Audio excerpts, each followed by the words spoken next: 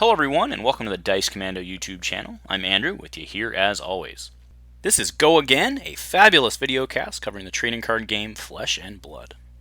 This video and others like this one are possible thanks to viewers like you. Please show your support with a like and subscribe, and be sure to hit the bell notification icon so you don't miss any new videos. If you want to get involved with the channel, consider becoming a channel member. There are many benefits to channel membership, including access to our Discord, exclusive deck tech and strategy videos, and the opportunity to help create channel content. I want to sincerely thank all our channel members, as I truly couldn't do this without your support. You guys rock. Go Commando. Hello Fab folks, welcome back to Dice Commando and Go Again, a fabulous cast for a continuation of our Blitz budget deck series. So today we're going to be looking at Azalea. Now, of course, my win rate is not where I would like it to be with her, but I do consider myself to be a pretty good Ranger player, especially in Blitz. I have a lot of reps with her in that. So that's what we're going to be looking at today is actually my current Blitz deck, pared down from a budget perspective. And I do believe that the big arrow attack is the way to go with her. So that's what we're going to be looking at today is Blitz big arrow budget for Azalea.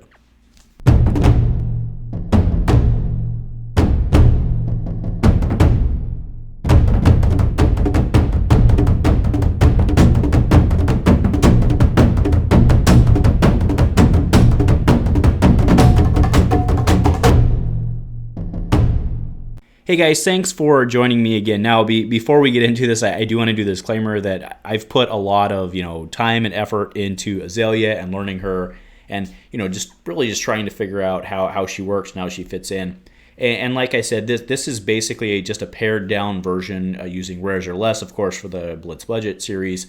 That's the definition of the budget decks that we've established here is rare or less. So again, with the work I put in with her, this is really just a pared down version of my current Blitz deck that we've of course made the necessary substitutions in for. So the forewarning is that obviously there's a lot of passion that's gone into the thought process here, so that this one may be a little longer than normal. So what I want to do first, I'm just going to run down the list, and then we're going to talk kind of basic strategy and why, and then we'll talk about the substitutions at the end. And also forewarning, what I'd done in the past is I kind of said this is your top substitution, this is the other thing. A lot of the things I'm actually not sure where, well, whatever, we'll talk about it when we get there for the substitution. So, all right, just going down the list, you will notice this is an exceedingly low cost curve deck. That's one of the things I really love about Azalea. So we have a whole bunch of one pitch. So Fate Foreseen, Defend React, gives us Opt. Foresight from the hole gives us Opt from your arsenal from the hole. We have a Hamstring Shot, Headshot, Nimblism, Pathing Helix, Plunder Run, Promise of Plenty, also an arsenal important card, Ravenous Rabble, Scar for a Scar, Searing Shot, Sick'em Shot, Sleep Dart, Take Aim, Take Cover. For the 2-pitch, we have Fate Foreseen, Take Aim, Take Cover. And for the 3-pitch, we have the Ridge Rider Shot and 2 Whisper of the Oracle. For the weapons, we're running both Redliner and Death Dealer, and I just put Death Dealer in really just so we'd have it. You're really going to be running Redliner with her. I believe that in Blitz, especially with this, whether or not it's the right answer, in this build it is the right answer. So you're going to be running Redliner. For equipment, we're going to be running Bullseye's Bracers, obviously, Vest of the First Fist and the Scalers, Talismanic Lens for Opt, Nullrune Hood, Nullrune Boots, and the Nullrune Robe, just in case you run up against you-know-who. All right, so let's break this down. The first thing you should say is, whoa, the cost curve on this deck is crazy, right? So what you need to understand is this is Big Arrow Blitz. That said, I run kind of a modified Big Arrow Blitz where I try to get shots in, right? Specifically, Scar for Scar and Ravenous Rabble. You'll also notice Promise of Plenty is in there as well, right? So remember, Promise of Plenty hits, you get to Arsenal up. Seems like a pretty good thing for Ranger. So aside from Sick'em Shot has Go Again. Aside from that and the aforementioned, early shot cards, what we're really trying to do is just get one big arrow in Arsenal, or we're trying to get one arrow in Arsenal, and then you're trying to get a card in Arsenal, and then you're trying to get an arrow on top of your deck. But most of the time you're going to be putting an arrow in your arsenal and firing that, and then if you can get it on top of your deck to use Azalea's ability, then you dominate and fire that arrow. right? And I mean, that's when it has dominate. But again, sometimes you're not going to be able to get that there, or you won't have the confidence to do it. So you'll just want to throw the arrow that you've put in there, right? And what I've found over time is that, I mean, Rabble kind of gives you a pseudo opt as it is, right? Because you get to look. But, you know, throwing that extra shot in, sometimes they'll block it. Sometimes they won't. But either way, it's additional damage that helps you just kind of soften them up a little. I think it's the right answer, right? Playing straight up for the dominate arrow is obviously the primary strategy of the deck, but it can't be your only move. So I found very well that, you know, the Rabble, the Scar, and Promise of Plenty, they just kind of work well for softens. Right. What you'll notice also is that so much of this deck, and this is not unique to me, right? I mean, this is the way most people play her. So much of this deck are pumps, right? You have Take Aim, you have Foresight, which is one that I like because of the opt. You have Nimbleism, you have Plunder Run. So, I mean, basically what you're trying to do is you're trying to pump, and throw the shot. I mean, I think y'all get it, right? Now, I do want to talk a bit about arrow selection. The big realization I had while talking with some people a few weeks back was I was always playing yellow Ridge Rider shot. And it was, I mean, the main reason I was using that really because when you throw Ridge Rider in, it opts. And he was like, well, why are you playing the yellow when you play the blue? Because it does. It just makes sense, right? The only reason not to have it in there is for Rabble. And it just makes more sense because then if you can, for some reason, if you can get off like a multiple turn, it makes more sense. Now, I do want to, you know, clarify that it's a lot harder to get the multiple shot turns off out without an endless arrow, right? And that's why we'll talk about that in a sec. But as far as the arrows go, Pathing Helix in here is pretty cool. The problem is it doesn't really help you out that much, right? Like that's why Pathing Helix doesn't see a ton of play is unless you're using it with rapid fire, something like that. It doesn't do a lot for you.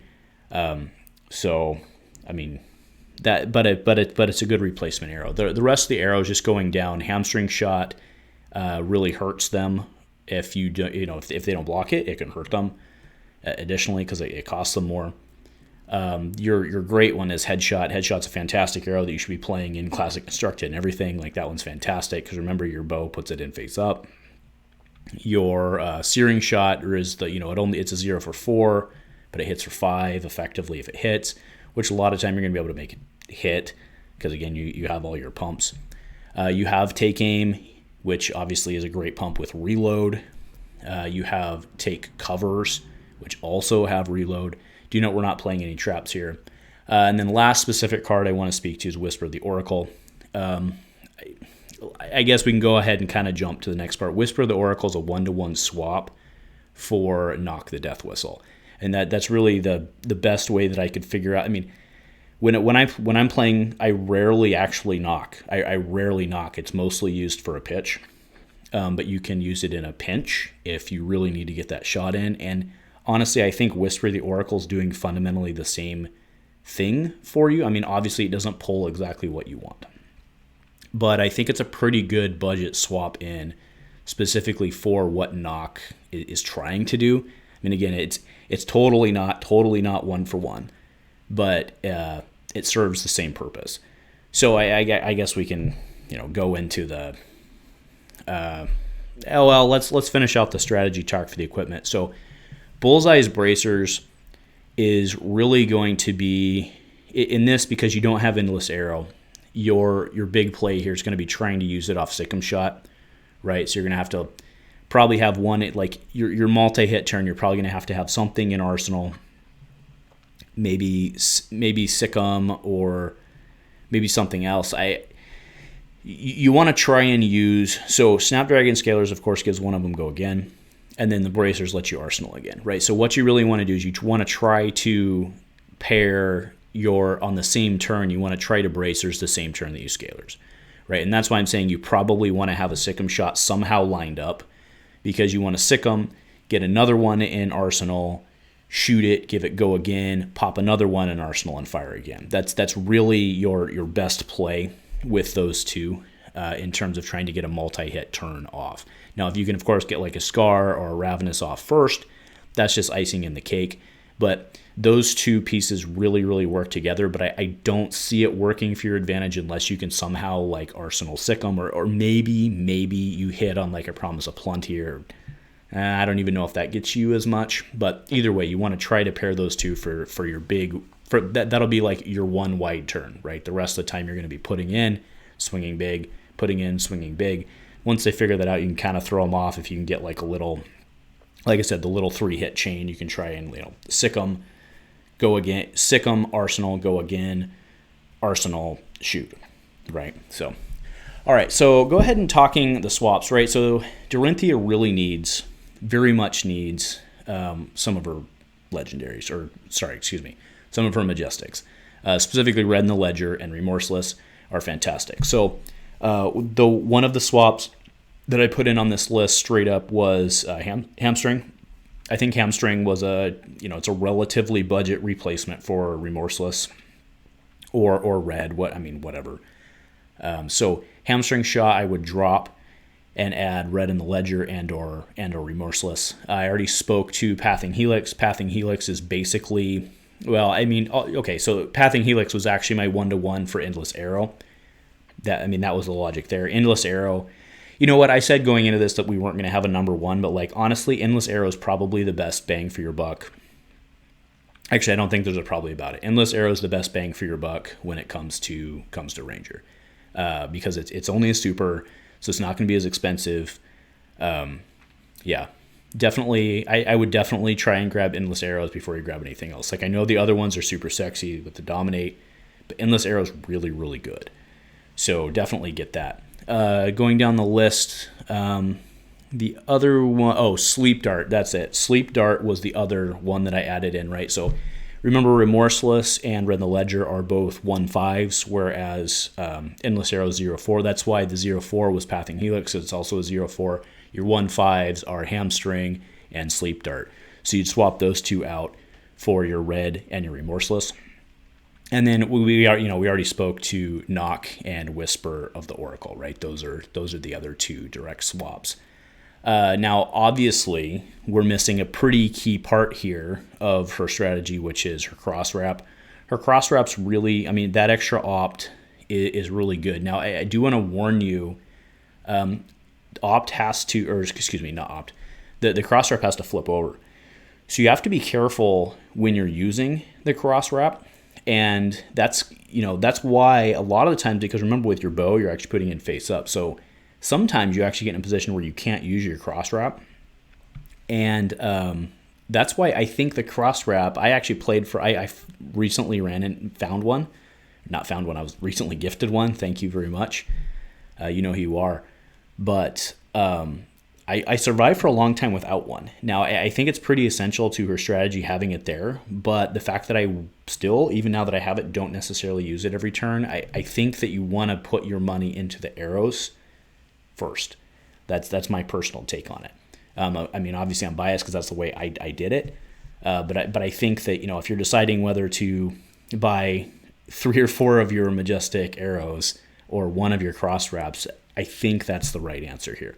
So anyway, I think that goes through it all. The strategy here, again, I think is pretty simple. This one does require, it's pretty simple in overall strategy in terms of buffing, but it does require a lot of reps. Like it took me a while to figure out, how to plunder run correctly. Like, one of the things, when you see reload, you're like, well, I'm going to reload and I'm going to throw an arrow in there. And believe it or not, you don't always do that. Like one of the classic, crazy Ranger plays is you'll take aim to throw plunder run take aim to reload plunder run to put that into the arsenal. Then you'll throw plunder run and then you'll bow one of your arrows and shoot your bow, right? Or shoot your arrow, So and then maybe you get a draw, but either way, you're swinging for, depending on what pitch it is, you're swinging for, either 9 or 10, or maybe even 11 if you're paying 1 for one of your big arrows. So It takes some reps to kind of figure those little things out. Another thing you could do, you could with actually, that's what I'm just seeing it now. But one thing you could do if you're not getting the opt or if you're not getting the dominate enough and you want to go that way more, you could actually throw in Yellow Ridge Rider Shot. You could do that. Probably drop Pathing Helix in that case.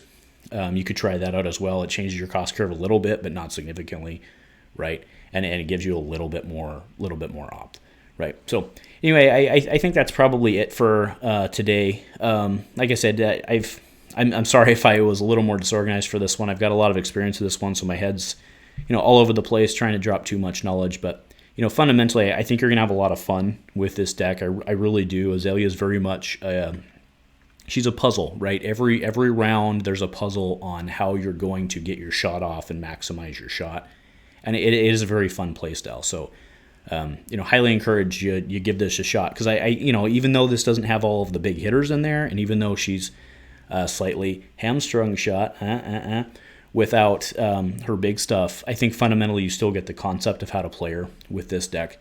So like I said, go ahead, give it a shot. Let me know how it goes. Other Ranger players out there, let me know what you're thinking. Please add, let people learn. Nothing else, folks. Go Commando.